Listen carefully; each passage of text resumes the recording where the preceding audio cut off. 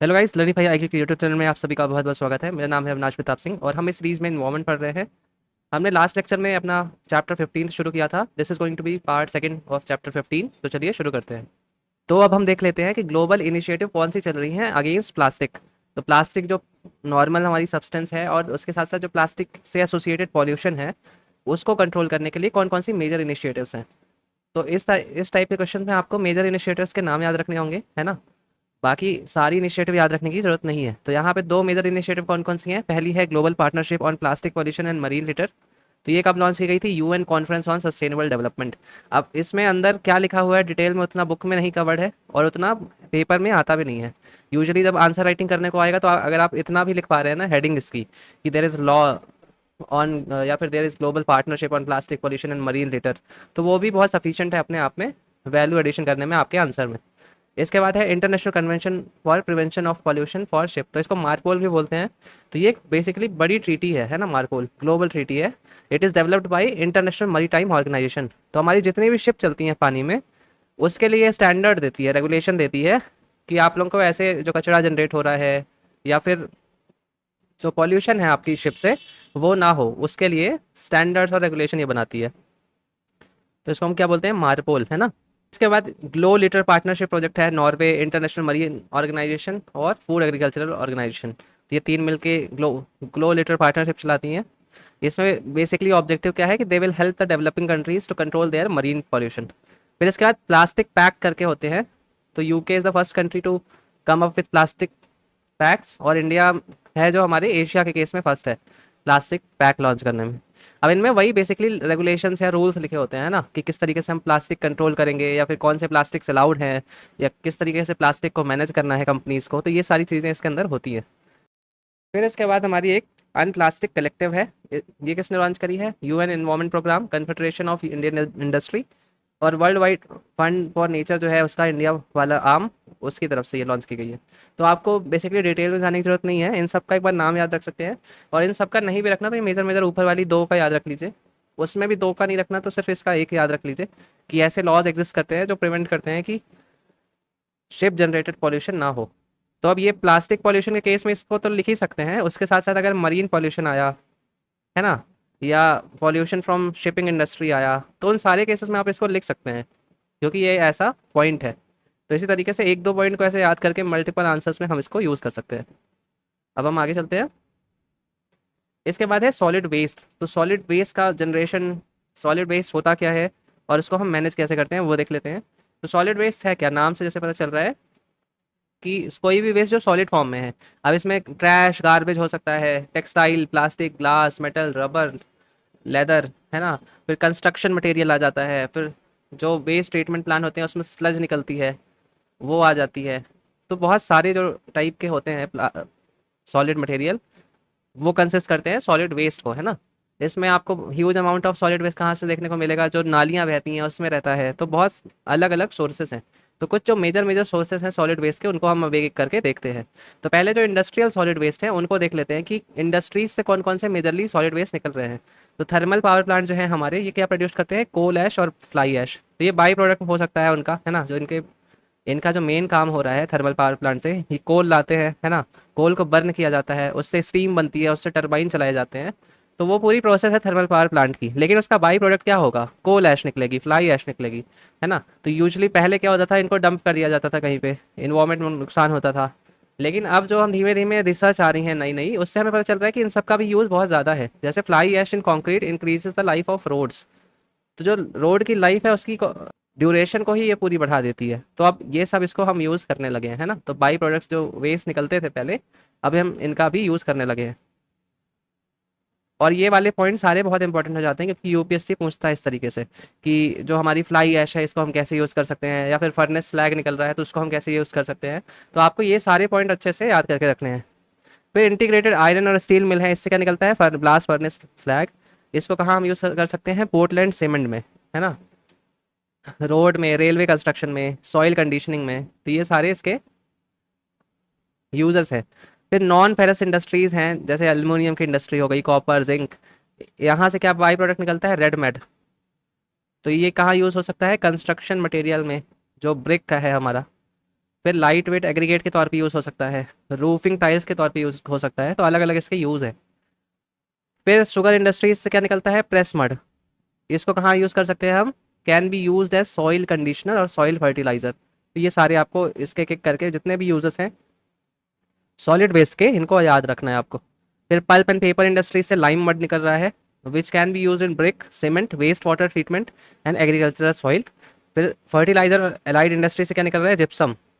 तो जिप्सम को हम कहाँ यूज़ करते हैं, सॉइल एल्कलिनिटी को ट्रीट करने के लिए, पोर्टलैंड सीमेंट में भी यूज़ करते हैं और प्लास्टर ऑफ पेरिस में भी यूज़ करते हैं। तो आपको याद रखना है फ्लाई ऐश का यूज़ कहाँ है, फर्नेस स्लैग का यूज़ कहाँ है, रेड मड का यूज़ कहाँ है, लाइम मड कहाँ यूज़ होती है, जिप्सम कहाँ यूज़ होती है, जिप्सम किस इंडस्ट्री के बाई प्रोडक्ट के तौर पे निकलती है। क्योंकि इस टाइप के बहुत सारे क्वेश्चन बन जाते हैं और यूपीएससी में हमने उस टाइप के क्वेश्चन देखे भी है। जैसे यूपीएससी 2020 का क्वेश्चन ये देख सकते हैं आप, steel slag can be the material for which of the following. तो पहला है हमारा construction of base road, improvement of agricultural soil, production of cement. अब इसमें पूछ रहा है कि select the correct answer using the code below. तो अभी हमने देखा कि स्टील स्लैग यूज़ कर सकते हैं इन तीनों के तौर पे। यूजुअली इस टाइप के जो क्वेश्चन आते हैं ना, जहाँ पे कैन भी पूछ रहा है कि कोई अगर सब्सटेंस दी हुई है उसका हम यूज़ कहाँ कर सकते हैं, तो बहुत बार ऐसा होता है ना, इनके all of the above he answer होता है।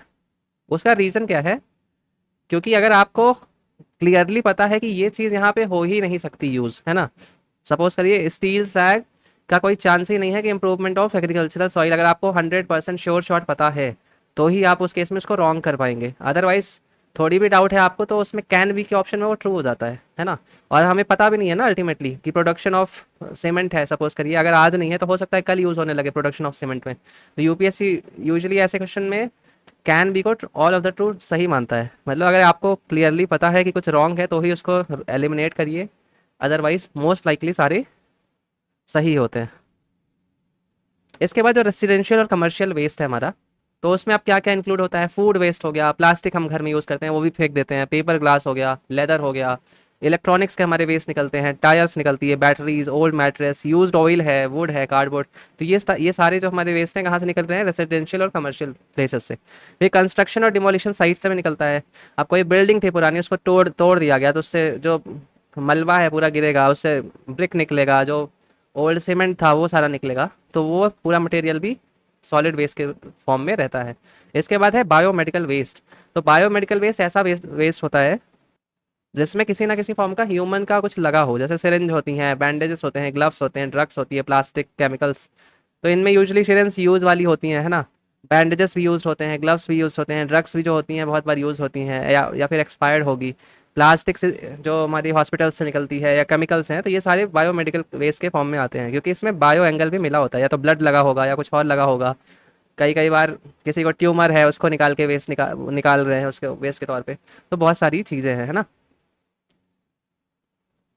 यूजुअली इसमें वो सारे वेस्ट आते हैं जो हॉस्पिटल से रिलेटेड होते हैं, है ना, हॉस्पिटल्स। अब हम आगे चलते हैं। तो अब हम देखते हैं treatment and disposal of solid waste. तो जो सॉलिड वेस्ट है उसका ट्रीटमेंट और डिस्पोजल के तरीके कौन कौन से हैं मेजरली जो हमें पता है। तो ट्रीटमेंट करने से पहले आपको उसको कलेक्ट करना पड़ेगा, है ना, और बहुत केस में उसको ट्रीट भी करना पड़ेगा। तो ये रिस्पॉन्सिबिलिटी किसकी होती है, so basically urban local bodies हैं, जो हमारी म्यूनिसिपल कॉर्पोरेशन होती है, छोटी छोटी जो अर्बन लेवल पे बनी होती हैं सिटीज़ में, उनकी रिस्पॉन्सिबिलिटी होती है to keep the city clean, है ना। तो इसीलिए आप देखेंगे जो अभी हम सिटी सिटी में हम लोग के वेस्ट कलेक्शन शुरू हो गया है इंडिया में, वो भी जो गाड़ियाँ आती हैं वो म्यूनिसिपल कॉर्पोरेशन की ही होती हैं, राइट। जो लोकल म्यूनिसिपल कॉर्पोरेशन आपकी सिटी की होगी उससे रिलेटेड वही गाड़ियाँ आती हैं, वही लोग कॉन्ट्रैक्ट देते हैं कंपनीज़ को, और वही कंपनीज फिर चलाती हैं उसको। तो जो पहला हमारा ट्रीटमेंट या डिस्पोजल ऑफ सॉलिड वेस्ट है, पहला वेस्ट हमारा कहाँ जाता है, ओपन डंप्स में, कि घरों से कचरा निकाल के ले आके कहीं पे ऐसे गिरा दिया खुले स्थान पे। तो इसमें होता क्या है कि ये पूरा एक जो कीटाणु है या फिर बीमारी का एक गढ़ बन जाता है, मतलब यहाँ से सोर्स बन जाता है। यहाँ पे कुछ दिनों बाद चूहे घूमने लगेंगे, यहाँ उनसे उनसे बहुत सारी बीमारियाँ होने लगेंगी। फिर यहाँ पे किसी ने इंजेक्शन डाल फेंक रखा है, किसी ने कुछ फेंक रखा है, उससे यहाँ पे जो लोग काम करते हैं उनको भी नुकसान होता है। यहाँ पे भी देख सकते हैं ओपन डब का एग्जांपल। हालांकि ये रोड है तो इतना इसको नहीं कहा जाता, यूजुअली इस तरीके का कोई एक डेजिग्नेटेड एरिया होता है जहाँ पे पूरे सिटी का कचरा ला के डाल दिया जाता है। फिर इससे और नुकसान क्या है कि इसका जो डिकम्पोजिशन है बहुत स्लो होगा। रीज़न बीइंग कि एक, सपोज करिए ये मिट्टी की लेयर है, तो यहाँ आपने पहली बार जब सॉलिड कचरा फेंका होगा तो हो सकता है उसमें से कुछ डिकम्पोज हो जाए, बट मेजॉरिटी ऑफ जो रहेगा वो डिकम्पोज नहीं होगा या फिर बहुत स्लोली डिकम्पोज होगा।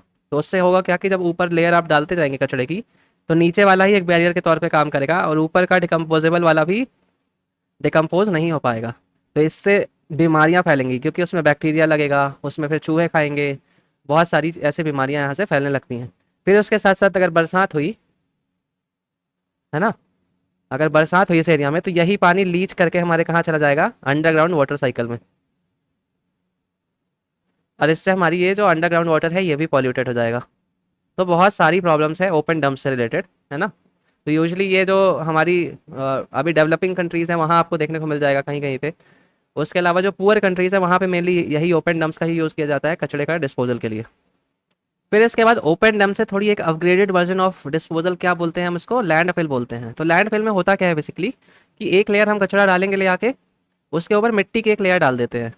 उसका रीज़न ये है कि एक तो इसमें कीड़े ना लगे, एक चूहे ना खा पाएँ इसको, दूसरा डिकम्पोजिशन भी तेज़ हो जाएगा जब ऊपर और नीचे दोनों मिट्टी की लेयर होगी, तीसरा जब उसके ऊपर कचरा डाला जाएगा तो वो भी इक्वली डिकम्पोज होना होना इकट्ठा शुरू हो जाएगा, है ना। तो वो सारी प्रॉब्लम जो शुरू में हो रही थी ओपन डंप के साथ, वो यहाँ पे कुछ कुछ एलिमिनेट हो जाती हैं, है ना।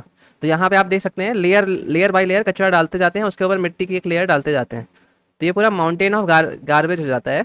फिर बहुत बार क्या होता है, इवेंचुअली आगे चल के इनको पार्किंग स्पॉट में चेंज कर दिया जाएगा या फिर किसी पार्क में चेंज कर दिया जाता है, हालांकि ये इसी फॉर्म में बना रहता है। और एक्चुअल डिकम्पोजिशन इसके अंदर पूरा खत्म होने में इसको सालों लग जाएंगे, 100 साल, 70 साल, 80 साल पूरा खत्म होते होते।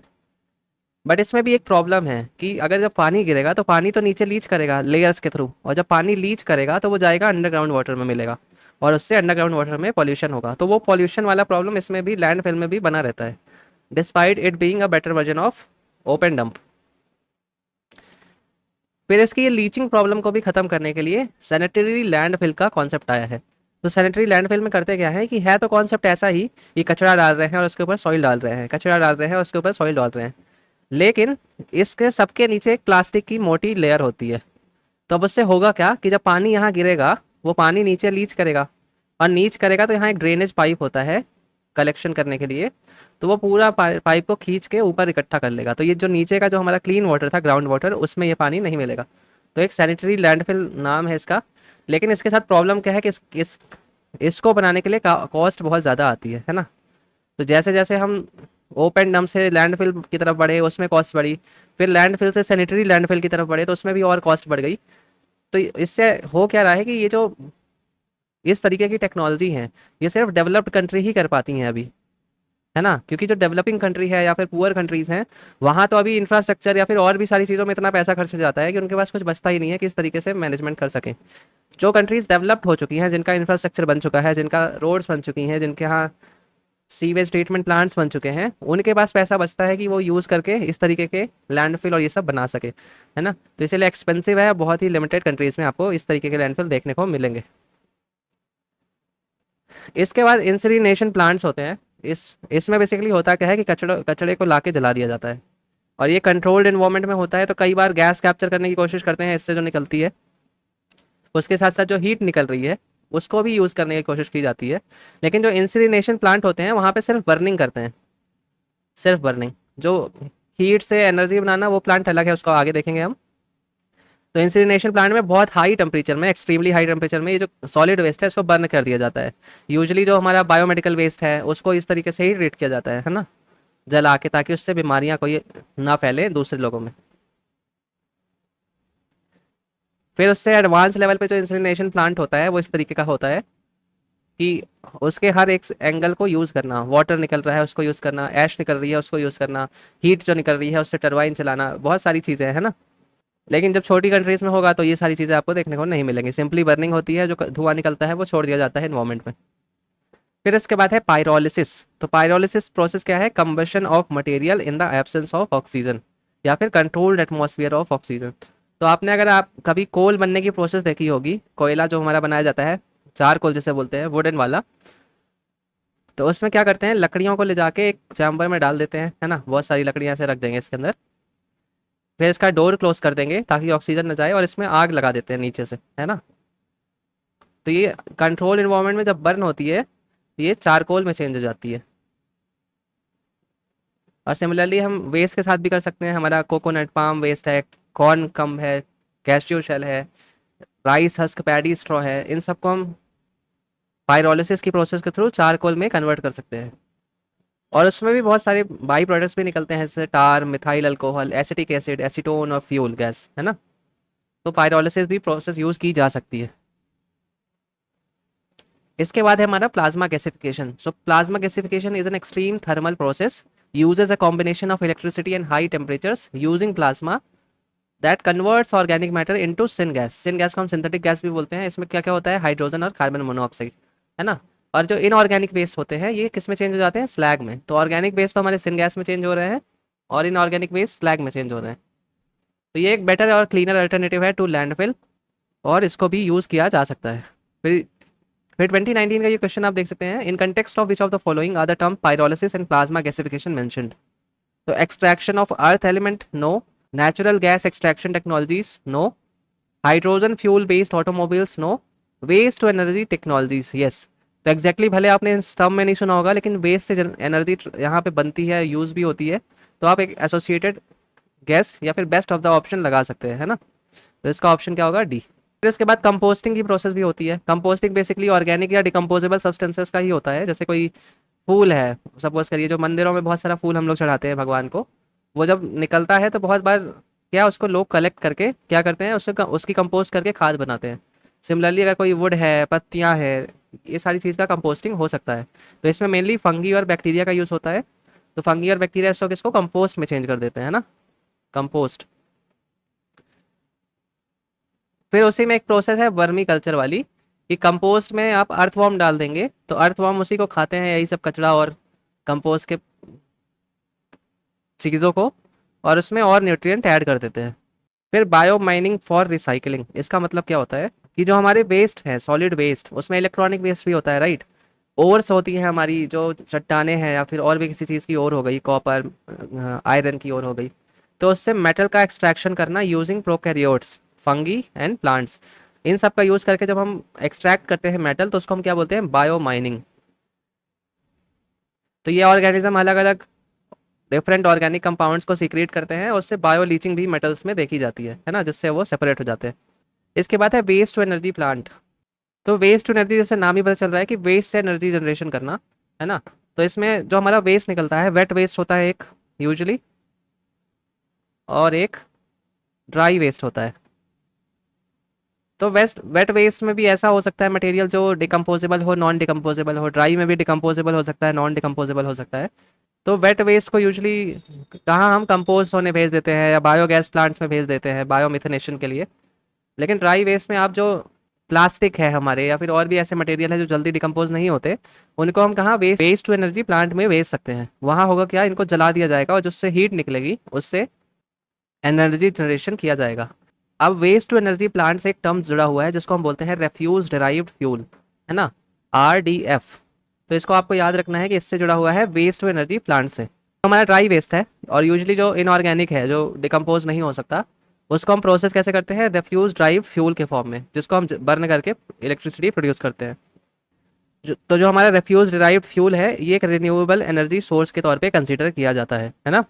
तो इसको आपको याद रखना है, ये काफ़ी इंपॉर्टेंट पॉइंट है। फिर इसके बाद चैलेंजेस कौन कौन से एसोसिएटेड हैं वेस्ट टू एनर्जी प्लांट से, तो आप यहाँ पे देख सकते हैं, segregation at source, low calorific value of electricity generation, power tariff हो गया, नेचर ऑफ द वेस्ट हो गया। तो ये सारा प्रॉब्लम्स इससे एसोसिएटेड है। एक बार आप इसकी रीडिंग कर लेना, कुछ इंपॉर्टेंट इसमें ज़्यादा नहीं है। इसके बाद है हमारे measures to manage solid waste. तो इसमें सॉलिड वेस्ट मैनेजमेंट कैसे हम करेंगे, है ना, वो सारी चीज़ें बताई गई हैं। इसको आप एक बार रीडिंग कर लीजिएगा अपने एंड में, क्योंकि यहाँ पे बताने लायक कुछ नहीं है। इसमें सेग्रीगेशन ऑफ सोर्स है, collect backed scheme for paper packaging waste है, यूज़र फी फॉर कलेक्शन है, वेस्ट प्रोसेसिंग ट्रीटमेंट है, promotion of waste to energy है, रिवीजन ऑफ पैरामीटर्स है ना। यूपीएससी 2019 का क्वेश्चन भी देख सकते हैं इसके regarding. As per solid waste rule 2016 in India which one of the following statement is correct. अब यहाँ पे आप देख सकते हैं, it is mandatory on the part of waste generated that the waste generated in one district can not be move.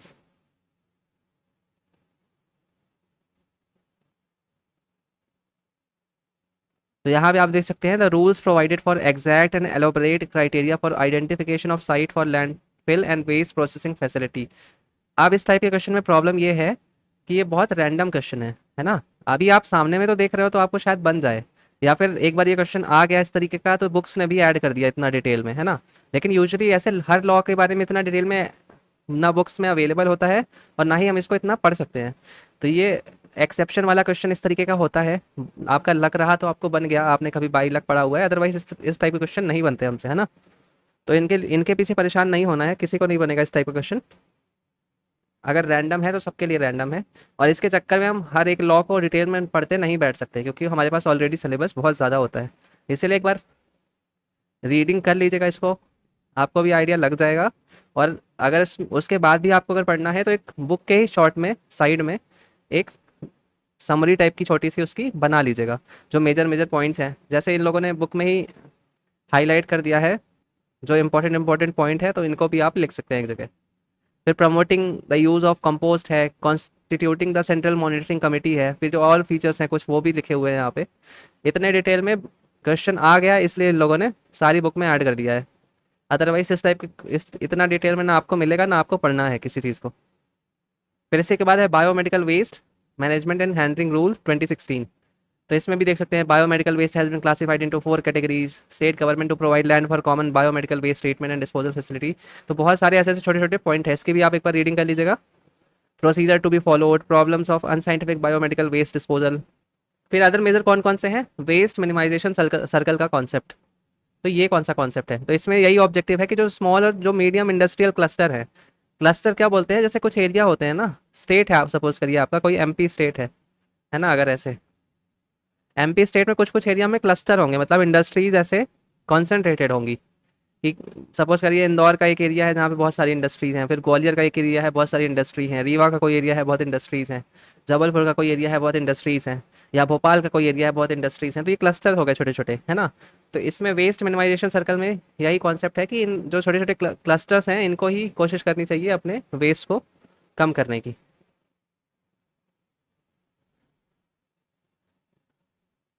इसमें assistance कौन कौन सी ऑर्गेनाइजेशन दे रही हैं, वर्ल्ड बैंक हो गया, नेशनल प्रोडक्टिविटी काउंसिल हो गई न्यू दिल्ली की।